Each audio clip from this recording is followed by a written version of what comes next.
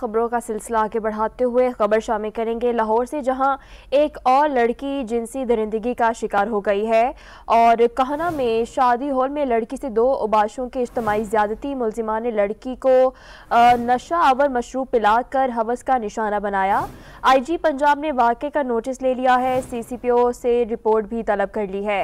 कहना में शादी हॉल में ये वाक़या पेश आया है, जहां पर लड़की को नशावर चीज़ पिलाकर 2 उबाशों ने उससे इज्तिमाई ज़्यादती की। मज़ीद तफसीलात जान लेते हैं नुमाइंदा 7 न्यूज़ मलिक मुश्ताक से। जी मलिक मुश्ताक, बताइएगा। जी बिल्कुल, ये कानानो का वाक़या है कि नहायत अफसोसनाक वाक़या है कि खातून को रात भर फरीद और जफर नामी 2 शख्स जो रात भर इज्तिमाई ज़्यादती का निशाना बनाते रहे।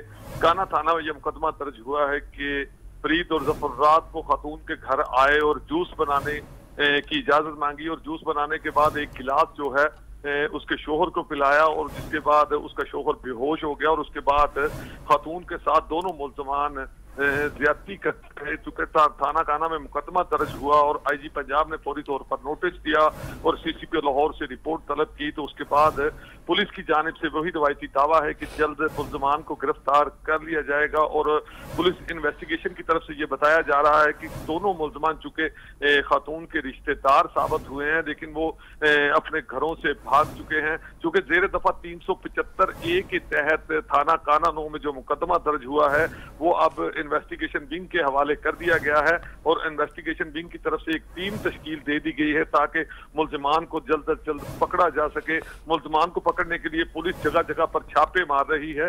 जी, मुल्ज़िमान की गिरफ्तारी के लिए छापे मारे जा रहे हैं। बहुत शुक्रिया मलिक मुश्ताक आपका।